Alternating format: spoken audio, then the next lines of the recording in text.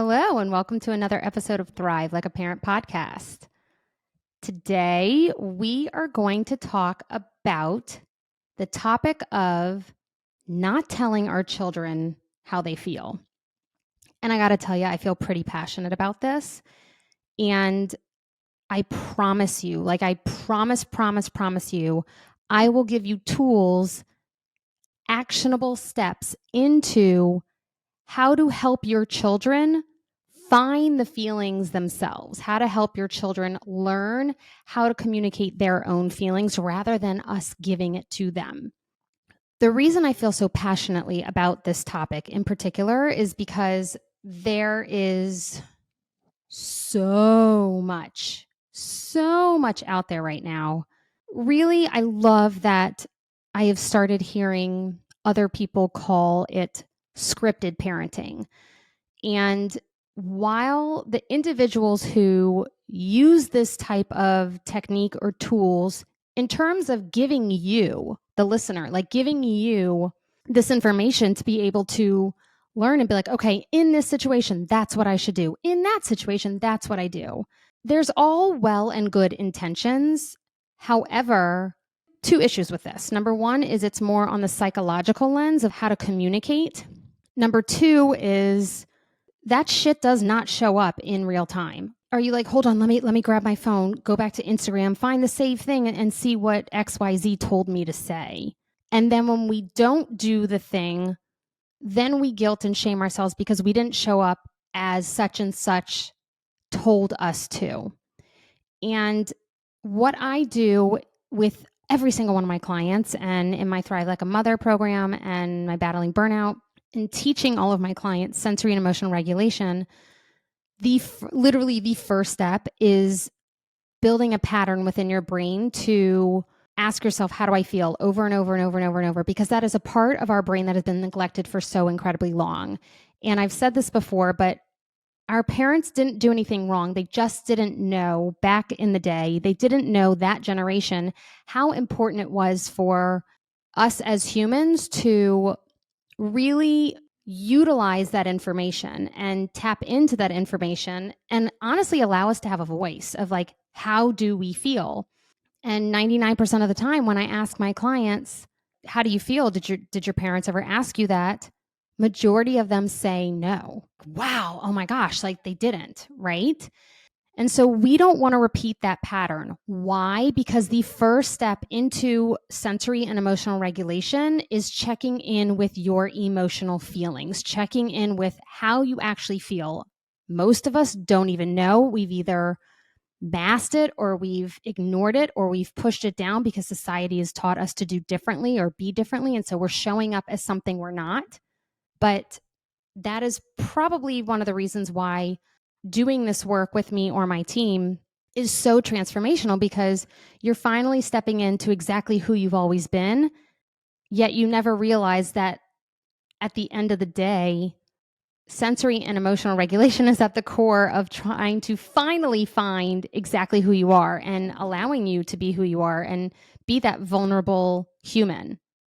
The reason I feel that this is so crucial for children is because we want our children to be able to speak up. We want our children to be able to have a voice. We want our children to be able to say how they're feeling.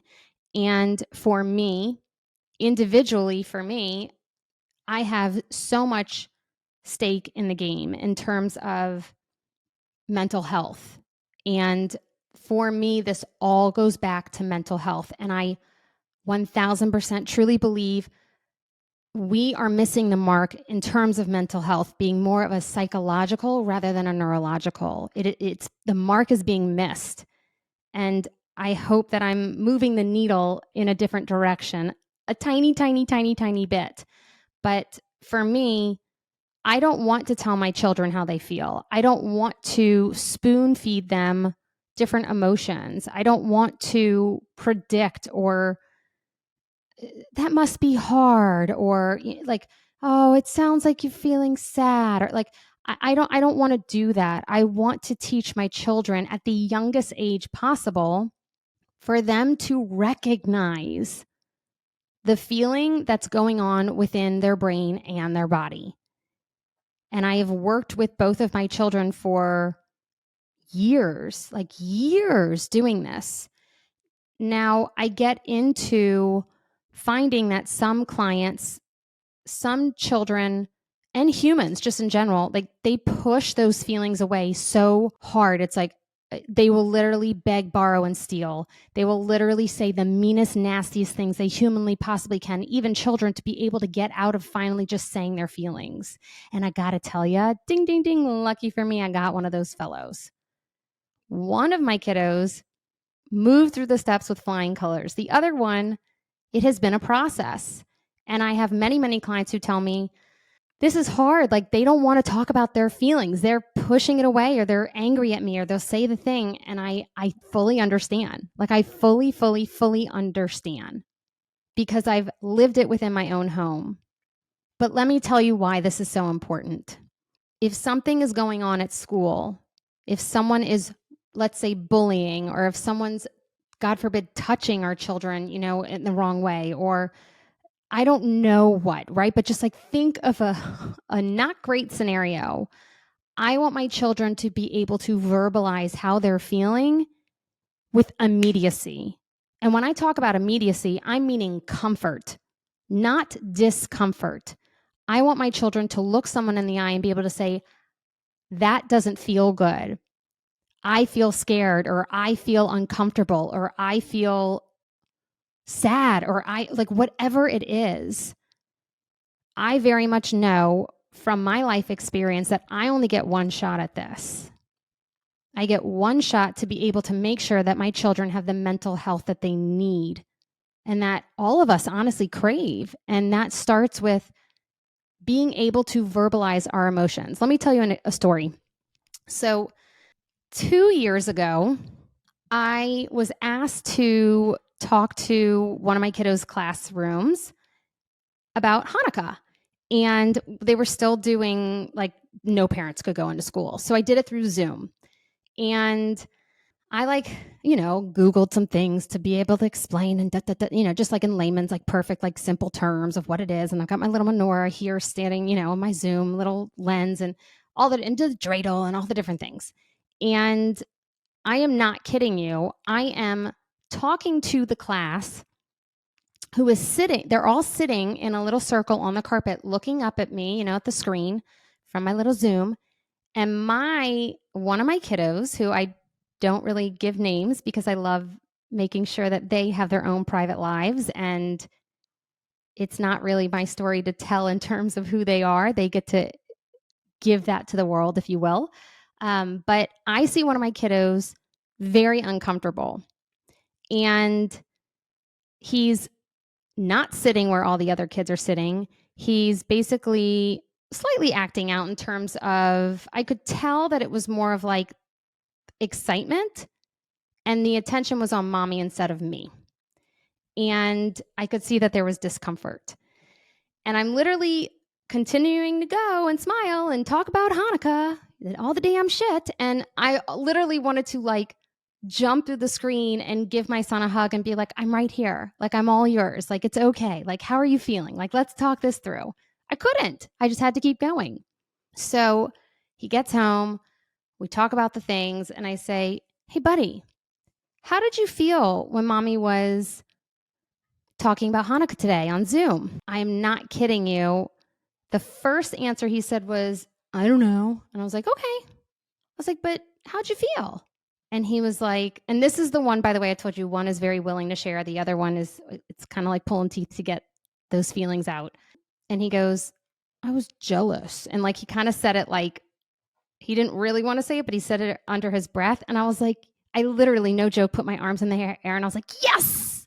And I was like, thank you so much for sharing. I was so excited. I was so excited that he shared the emotion, because he's getting down to the root layer of what the heck is actually going on, rather than, I don't know, saying a million different other things to weasel his way out of even having the conversation. That to me is so much more important, for him to recognize how he's feeling in that moment and what is going on within his own brain and body, rather than, I don't know, compliance or sitting or even giving a natural consequence because he wasn't doing the correct thing at the correct time, whatever it is, or whatever even you're saying, no, that should have been XYZ done. The fact that he could verbalize how he was feeling to me is worth $1 million, because I know that when it matters most, he's going to be able to show up for himself and share the uncomfortable feelings. And I feel that so many of us in this world have learned such an excruciatingly, honestly painful pattern of ignoring and pushing down and finding ways to avoid our feelings, finding ways to ignore and suppress and neglect our feelings. And like I've said, I have so much skin in the game because I need to know, like I won't sleep at night. I need to know that my children have mental health. I need to know that, because having a dad who wasn't strong in that area of mental health and didn't make it, my children have a higher risk of doing the same thing. And so it's not just about making sure that my children know how to sensory and emotionally regulate their own nervous system. Yes, that is at the core of it, what this is about. But being able to share their own feelings, even if they're uncomfortable for us as parents, is the bottom line, like the bottom line. And it should be the basics of all parenting. Even if our children saying, I'll give you an example, even if you snapped at your kids and you go to your kids and say, hey, how'd that make you feel? And they say, I'm really angry at you. I feel really sad. That really hurt my feelings. It's okay to accept that. And it's okay for them to share the hard emotions, because we want them to be able to verbalize any and everything to us. Because if something does happen on the playground, or a child does feel bullied, or a child is struggling with their own mental health, and then out of nowhere there's a note and a child, like there are so many things that happen where parents are like, I had no idea. And allowing your children to say how they feel, letting them feel that safety, there is so many benefits to that. Yes, again, sensory and emotional regulation, that is the first step to sensory and emotional regulation. The first step, the number one most important first step, is how do you feel for you and your children.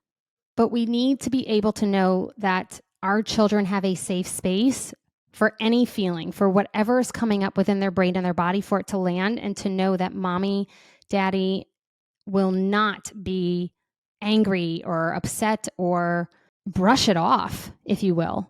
That is so incredibly crucial for children. And so what I see is that, let's say a child's crying and you say, oh, do you feel sad? Or I see that this is a lot of what the scripting parenting says. I see that you feel sad right now. Like, no, you're taking the easy way out. Like, that's the easy way out for our children, to just be like, oh, thank you for spoon feeding that to me. I have a client who, when she first started working with me, the only emotion her son could verbalize was happy. Like, literally, when he was pissed off and angry and like trying to punch a wall, he still said happy. She was like, how do you feel? Happy. Well, are you sure? Like, no. And now he can verbalize, and he does a phenomenal job of writing. He just, that is his outlet for him. And he's 8 years old. I mean, it's incredible. But he verbalizes and writes down how he feels. And it is so necessary. And I'll give you an example of this, especially with him, is the word interoception basically means to feel what you're feeling. So feel that you need to pee, feel that you have to poop, feel that you're hungry, feel all these things. He avoids pooping. A lot of kiddos actually do when it comes to your booty hole is a muscle, right? It's a sphincter muscle. And so you tighten it up when you're feeling anxious, or you hold on to it. Yeah. And so that's a way to regulate. Crazy enough, if you're having poop issues with your kids, ding, ding, ding, send this to someone so that they know it's totally normal. And it's part of sensory and emotional regulation. But anyway, he was doing that. And so being able to verbalize how he was feeling, I'm feeling anxious about, pooping, or I'm feeling this, or I'm feeling that, allowed him to move through the withholding of his poop for many, many years. And so verbalizing your emotions and feelings is key in every aspect of life, like every single aspect of life. Sometimes, yes, do we need to push our kids to do something, but they will share. This doesn't feel comfortable. I don't want to do that. If we allow the space, So sometimes I get the question of how early can I do this? Do it as early as they can talk. Literally as early as they can talk. I started this with Eli at 2 years old. Charlie, probably 3 or 4. But that's when I started doing this work on all 3 of us, if you will. So now I'm going to take you through like what it looks like or how you can move through this with your children. And so many of us want sensory and emotional regulation immediately. Great, give me tips and tricks. Like, great, give me the thing. Great, what's the one thing? Nope, that's not how this works. The first step is, how do you feel? I don't want you to move on, and I don't have my clients move on with me until they've mastered that question. That's it. Like, we got to pattern the brain one step at a time, because there's so much involved in that how do you feel question. So much. For children, it's easier for us to teach them now than for my adults to repattern their brain in a completely, or rewire, right? Their brain in a different way than it has been for a really, really, really long time, for decades. And my adult clients are so hard on themselves. And it's like, well, hold on. Like, you got to remember, this has been your patterning for decades of like pushing away and shoving down and ignoring. So I like to go to the basics. If you can teach your kid happy, sad, angry, frustrated, those 4. Happy, sad, angry, frustrated. That's it. Like, start with those 4. And you know why? Because they're the most simple to go to. Okay. We can move on to joy and empathetic and excitement and furious later, right? Like, we got time for that. Okay. But like basics, happy, sad, frustrated, angry. Cool. Love him, right? Let's say your child is having a tantrum. I want another piece of cake. Remember, there's a difference between tantrum and meltdown. Plug for that. Go back to that podcast. That's a whole spiel, okay? But let's start with tantrum. Let's just do tantrum for this example. I want another piece of cake. Eye contact. Look at them. Ask them, boom, how do you feel? This is where it matters. How do you feel right now? If they do not know, if they cannot verbalize that answer, this is when you give them 2 options. I want you to give them completely different options. Do you feel happy or do you feel sad? And I kind of want you to like emulate that with your face. Like, smile when you show happiness and like kind of look sad when you're talking about the sadness. If they say the second answer and they're super young, switch it up. Ask them again to make sure that they're not just saying the second answer, okay? That is how you'll know if they actually understand what happy versus sad means, angry versus frustrated, all the different things, yeah? If they do pick the second answer, or they're like, I don't know, that is when we do the teaching. That is when it's our job as a parent to educate our children on what the heck an emotion is. Just like the way our children ask, well, but why? That inquisitive stage, they're not going to know what these things mean unless we teach them. So if they don't know, that's a time to say, well, do you feel happy? And this is what happiness feels like. And Or do you feel sad? This is what sadness feels like. What do you think? Okay. So then hopefully they can give you an answer. If they can't, that's when you can say, do you want to know what I'm seeing? I'm seeing sadness because you really, really, really, really want a piece of cake, an extra piece of cake. And I'm seeing lots of sadness. Yeah. Now, if their children do know their feelings, please thank them for sharing. Like, literally everything out of my mouth is thank you so much for sharing. Thank you so much for sharing. Thank you so much for sharing. Thank you so much for sharing. Because again, I want our children to know we appreciate their vulnerability. It is a gift. Do not take that for granted, because we want them to tell us again. We don't want it to be a fluke. I have a client who says, it's so uncomfortable for me to say thank you for sharing, but I'm trying and I'm doing it so hard. And I'm like, I love you for trying. Just keep going. It may feel uncomfortable, but literally that's what comes out of my mouth naturally at this point. Thank you so much for sharing, buddy. It is more than okay to feel that way, right? Like, same with the piece of cake, extra piece of cake example. It is okay to feel sad that you want another piece of cake, but I'm not giving it to you. It's okay to feel that way. I mean, sometimes out, like we want an extra piece of cake, but the restaurant only gives us one slice, right? Like it's a thing, So thank you for sharing. Thank you so much for sharing. And then again, we say it is more than okay to feel that way. It is more than okay to feel that way. And then we move into the boundary setting. So let me go back to the Hanukkah example with Charlie. He told me he felt jealous. And I said, thank you so much for sharing. And then we had the conversation of, it is more than okay to feel that way. I totally understand.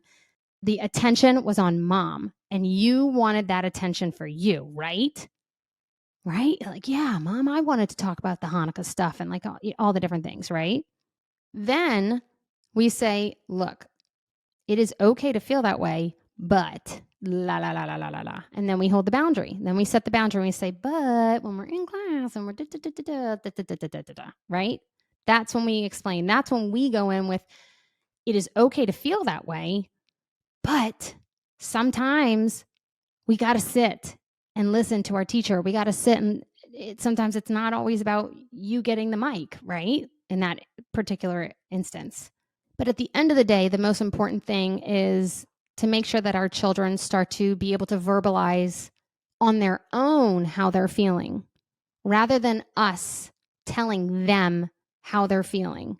Because it is going to matter when they're older. It is going to matter when they're in relationships. It is going to matter when they're trying to find a partner. It is going to matter when they're getting hurt by friends or when they want to share their vulnerability with friends or when they want to thank a friend or thank family. We need them to be able to feel comfortable with their feelings. And that is the ultimate goal, always. Now, I'm going to give you a really, really important example because this happens a lot. And I find that we so often shame ourselves. And I've talked about this before, maybe even in the Parent Rage, Mommy Rage podcast. Let's say you lose it, you go off the rails, you snap, you do whatever, right? Womp womp. We all do it. Trust me, this shit happens, right? It's okay. I'm telling you, it is okay. Now, what do we usually do? The usual norm from what I hear across the board is mommy shouldn't have done that. Daddy is so sorry. Daddy shouldn't have done that. That is shaming our behavior. And honestly, that is, again, not the most important part of reconnecting and repairing with our children. So the first step, let's say mom has a hard day and I'm like, enough, right? If I can't do it in the moment because I'm still having an overstimulated moment or whatever's going on, or I need to regulate myself, I take care of that first because I can't be present and show up for the conversation. But you sure as hell believe I'm going to have that conversation at some point that day. And so I say, I'll give you an example. Hey, Eli, how did it make you feel when mommy raised her voice? And he'll look around and he'll say, sad. And I'll say, thank you so much for sharing. It is more than okay to feel sad that mommy raised her voice. It is more than okay. And then if you feel an apology is necessary or you want to share how mommy was having a hard moment or like whatever it is for you, that's when you go into detail. But let them have a voice. Let them say how they feel. Over spring break, we were in the car. We flew into LA and then we saw Emily, who's on our team. She's also widowed like me. And it was fantastic. Our kids got together. We had such a blast. And then we hopped in the car and drove to my great aunt and uncle's for a few days in Santa Barbara. And Charlie was asking some questions about Emily and their family. And we were talking about how, their daddy passed too and how there was a connection there. Charlie was asking very interesting questions, if you will, almost kind of graphic, like more about the funeral, if you will, just kind of very curious. And I was answering them because I always answer honestly. And Eli piped in and said, hey, mommy. And I said, yes, Eli. And he said, can we stop talking about this because this makes me feel really sad and really nervous. And I said, thank you so much for sharing, Eli. Yes, we can absolutely stop talking about this if this is making you feel uncomfortable. Charlie, if you would like to continue this conversation at a different time, I am more than happy to talk with you about any questions you have. And Eli said, "Thank you, Mommy." But I don't believe that if I hadn't laid the groundwork so many years ago, that Eli would have ever been able to verbalize honestly, his needs and his feelings. And I was blown away that my 6-year-old could do that. Like blown away, blown away. And I've been so impressed with both of my children, even though sometimes it's really hard for one of them to share their feelings. I've been so impressed with both of them of how they're allowing themselves to share hard stuff about how they feel about Jonathan being gone, how they feel about not having a dad, how they feel about what's going on in their lives, how they feel about different circumstances. And that is, like I said, it's worth $1 million because at the end of the day, our children are going to go out in the world and eventually they're going to spread their wings and fly. And we need to know that they have the tools to soar and they have the tools to support their nervous system and support their brain health and allow themselves to feel the good, feel the down, like feel it all. And I know I've given you some examples today, almost it's easier, if you will, to give examples of when things are hard, let's say, but please, please, please, please do not forget to share the highs. I can remember one time we were driving to get dinner, like tacos, like nothing special. It was nothing, not a special night. It was nothing, right? We're just going to get tacos. And we were singing in the car and all the different things. And I said, "I feel happy right now." Eli, how do you feel? Charlie, how do you feel? You have to be able to verbalize those moments so that your brain can literally pattern, "Oh my gosh, this feels happiness." Because I've said this before, it doesn't mean that the entire day is happy. It doesn't mean that the entire day is successful. It just simply means that in that moment, your brain gets to actually feel the happiness and register that as happiness, joy, peace, calm, like you have to register it. Ding, ding, ding. You have to tell your brain. And the verbalization of it is allowing your brain to kind of connect the dots, almost like connecting, and learning vocabulary words and encyclopedia of like, got it. This feeling is happiness. Let me connect the two, and that equals that. Okay, I will remember that again. And when that feeling comes up, I will be able to recall in my brain that that is what that is. And therefore, you'll feel it more often. And therefore, you'll be able to verbalize it more often and enjoy those moments. I want you to also know that sometimes this doesn't always show up. I say this type of caveat, if you will, probably often because we can't always push ourselves to show up 1000% of the time. Sometimes you are exhausted and maybe you can't be like, "How do you feel right now?" Like maybe you can't. It is okay. I want you to know it's okay.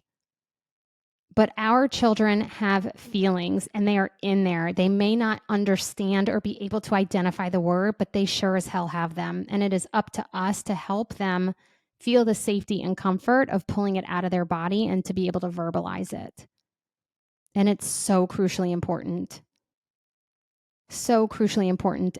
And I have to be honest with you, that takes the scripted parenting out of the mix because we're not scripting anything. We're having a real live conversation of, "Hey, let's talk. Like, tell me how you're feeling. Like, it's okay to feel this way. Like, thank you for sharing." Yeah, like, all right, let's talk. Like, okay. We don't want to minimize. We don't want to belittle. We don't want to overshadow. We just want to validate. That's it. Just be present. That's it. Just be present to the vulnerability of our children. And that will get you so much farther in trust with them and connection with them and the ability to know that they are okay and that they have the tools to spread their wings and fly. And so until next time, take care of yourself. XOXO, Dr. B.